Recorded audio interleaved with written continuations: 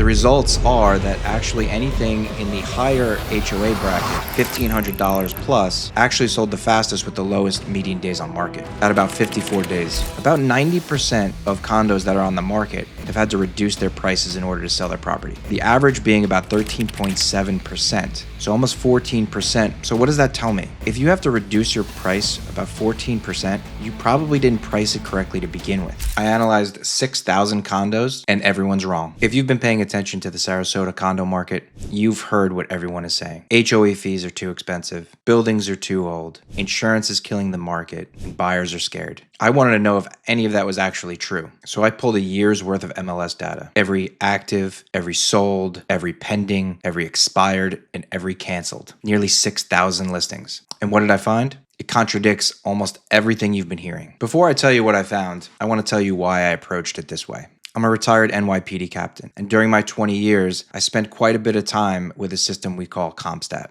Now, CompStat is an interesting system because it's based on data. Crime statistics. It's how we hold unit commanders and precinct commanders accountable for what's happening in their districts and precincts. The philosophy is simple. Show me the data. Don't tell me what you think is happening. Show me what is happening. So that's what I did in the Sarasota market. I pulled all of the data and I'm about to show you what is happening. And I'll tell you this, what I found is going to surprise you because it surprised me. Let me show you. Currently, as we sit here today, we have about 10 and a half months of inventory worth of condos on the market. That puts us squarely and decisively in a buyer's market. Of those active listings, about half have been on the market for about 90 plus days. We consider those stale listings. They've been sitting on the market for quite a while and they haven't sold yet. The question is, what separates the ones that sell from the ones that don't sell? And I've tested every theory on why you've been told they haven't been selling. Everyone says high HOAs kill sales. So I broke it down by fee bracket to see if that would hold water. The results are that actually anything in the higher HOA bracket, $1,500 plus, actually sold the fastest with the lowest median days on market at about 54 days. Cheap HOAs at about $300 a month had a median days on market of about 65.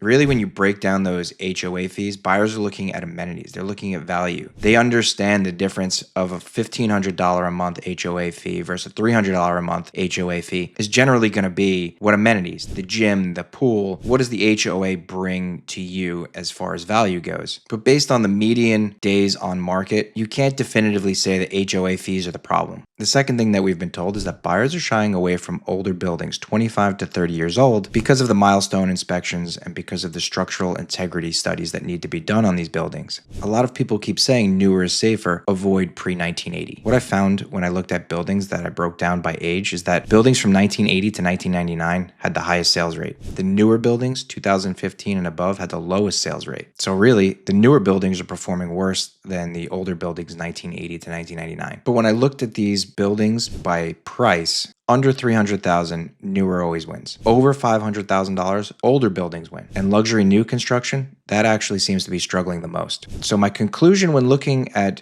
building age is it really comes down to price. It has nothing to do with the age as far as the efficiency and ability to sell the property. The third thing we've all been told is that buyers are scared. 1,897, almost 1,900 condos sold in the last 365 days. That doesn't sound like buyers are scared. It sounds to me more like buyers are looking for a good deal. So of everything that we've been told, HOAs, building age, buyers are scared, insurance rate, really what it comes down to is price. Are we pricing condos like it's 2021, or are we pricing condos for today's market? So for me anyway, this is where it gets interesting because it's where the rubber meets the road. About 90% of condos that are on the market have had to reduce their prices in order to sell their property. The average being about 13.7%, so almost 14%. So what does that tell me? If you have to reduce your price about 14%, you probably didn't price it correctly to begin with. There's no better evidence than the fact that the condos that are sitting on the market for over 90 days, 65.8% of them have not reduced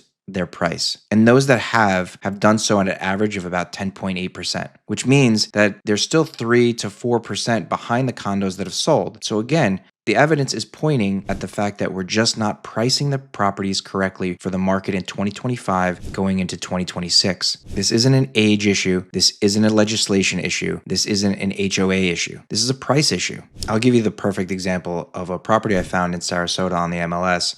It was a 2022 listing. It went pending in 2022, and in 2024, went back active. So at some point, the deal fell through. Once the property went back active, the owner of the property not only put it back on the market for the listing price from 2022, which, by the way, was the height of the COVID era market. He then bumped up the price from about $525,000 to $695,000, almost $700,000. That's quite a significant raise from 2022 COVID heights to 2025, where we're now dealing with a market correction. In that same building, there was a condo that sold for the same square footage for $499,000 in 2022. Again, the COVID peak. So what does that tell you? Well, if anything, the market has not gone up 30, 40%. Here we are in 2025 during a market correction, an inventory of 10 and a half months, which puts us directly into a buyer's market. And we have, I would believe, the owner looking to increase the price 40%. The issue we're having, again, is a reality check. It's a pricing problem. So this property is now sat on the market for about 684 days. 684 days without selling, without interest, without anything. That's a pricing problem. That's not a buyer problem. That's not an insurance problem. That's not an HOA problem. That's a seller problem. Now, I need to be fair to some of the sellers here. Some of the sellers did buy in 21 and 22, and they got hit with $50,000 assessments, doubling of HOA fees, increased insurance rates. So for them, reducing 14%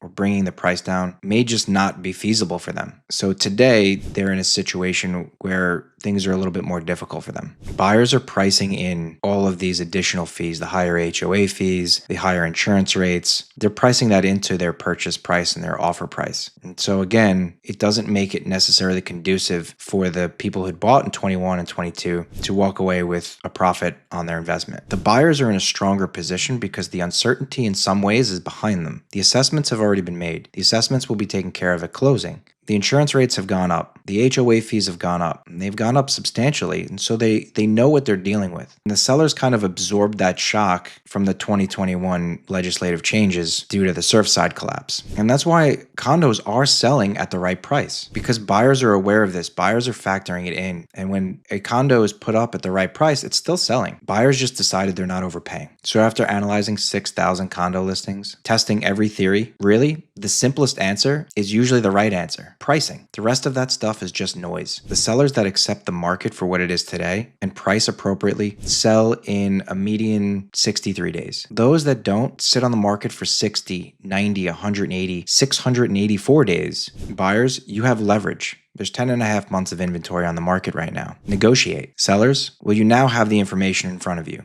The raw statistics, the data that points you in the right direction. It's not all of the noise. It comes down to pricing and accepting the market value. I say it all the time, knowledge is power. And this is the kind of data and analysis that I run on a weekly basis. If you want more market intelligence like this, subscribe below. I'll keep breaking down the Southwest Florida market for you. If you have specific questions in regards to your situation, DM me. Comment below what you think's happening in the Sarasota condo market.